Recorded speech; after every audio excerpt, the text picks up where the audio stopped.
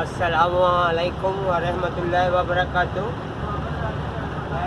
پاکستان پہ اللہ تعالیٰ کا عذاب آنے والا ہے اور امت مسلمہ ہے کہ خواب غفلت سے جاگنے کا نام لینے کو تیار نہیں ہو رہی ہے،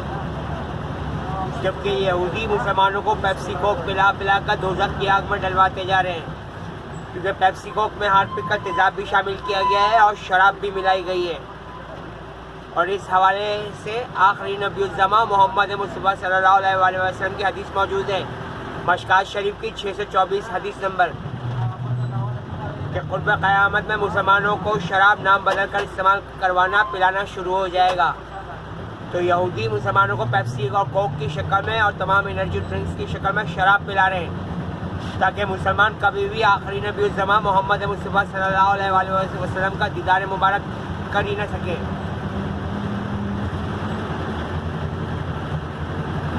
اور یہ کہ ISI کا رپورٹ ہے کہ پاکستان کے بڑے بڑے علماء کرام مسلمان کے بھیس میں یہودی نکل آئے ہیں، اب ان کے خلاف کارروائیاں سلو آہستہ طریقے سے جاری ہیں،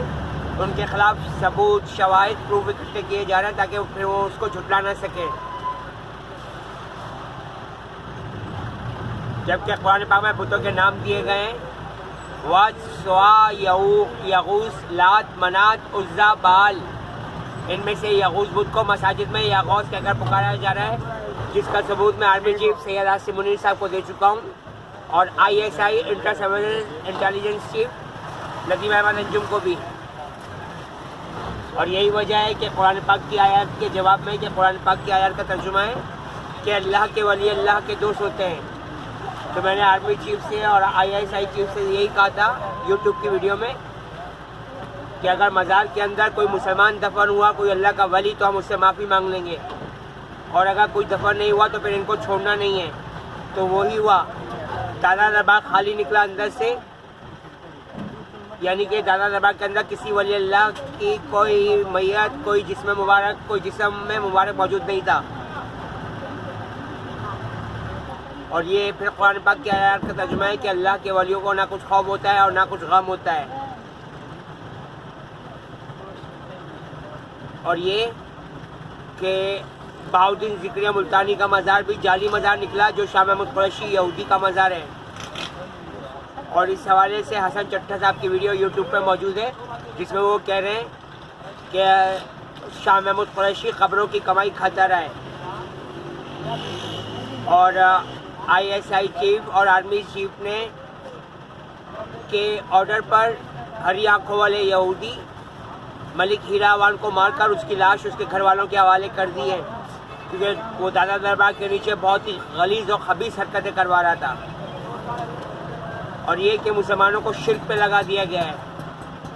اب اس حوالے سے قرآن پاک سے رجوع کرتے ہیں تو قرآن پاک میں واضح آیا ترجمہ موجود ہے کہ جس نے یہ کہا کہ اللہ کے سوا کوئی معبود نہیں، پھر وہ اس پر قائم رہا، اس پر فرشتے اترتے ہیں اور اس سے کہتے ہیں کہ نہ خوف کر، نہ ڈر کر، نہ رنج کر، نہ غم کھا، بے شک اللہ تعالیٰ تیرے ساتھ ہے۔ اور پھر قرآن پاک کی آیات کا ترجمہ ہے کہ شرک عظیم ترین ظلم ہے، جو کوئی اللہ تعالیٰ کے پاس شرک کی حالت میں جائے گا اللہ تعالیٰ اسے ہرگز ہرگز معاف نہیں کریں گے۔ اور اس حوالے سے قرآن پاک میں آیات ترجمہ موجود ہے کہ جو مسلمان سے کافر ہوا، کافر حالت میں مر گیا، اللہ تعالیٰ اس کو ہرگز ہرگز معاف نہیں کریں گے، چاہے وہ مشرک ہو کر مرے، چاہے وہ کافر ہو کر مرے۔ قرآن پاک میں واضح آیات ترجمہ موجود ہے کہ لا شرک ظلم و عظیم، کہ شرک عظیم ترین ظلم ہے۔ اور قرآن پاک میں اللہ تعالیٰ فرما رہے ہیں کہ اللہ تعالیٰ تم سے کوئی کھانا تو نہیں مانگتا، وہ تو یہ چاہتا ہے، بلکہ وہ تو الٹا اللہ تعالیٰ تمہیں خود کھانا کھلاتا ہے، اور وہ تو یہ چاہتا ہے کہ تم خالص اللہ ہی کی عبادت کرو۔ اور پھر قرآن پاک کی آیات کا بھی ترجمہ اس حوالے سے اور موجود ہے کہ خالص عبادت اللہ تعالیٰ کے لیے ہی مخصوص ہے، اور یہ کہ تمام جہانوں کا پروردگار اکیلا اللہ ہے، جس کے تمام نام اچھے ہی اچھے ہیں، چاہے اسے ارحم الراحمین کہو، چاہے احکم الحاکمین کہو، چاہے حکیم العلیم کہو، چاہے حکیم الخبیر کہو۔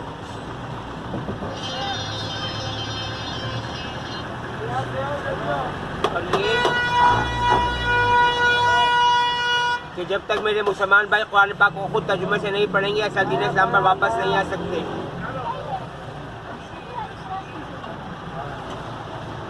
اور اصل دین اسلام پر واپس آنے کے لیے میرے مسلمان بھائیوں کو قرآن پاک خود ترجمے سے پڑھنا ہی پڑے گا.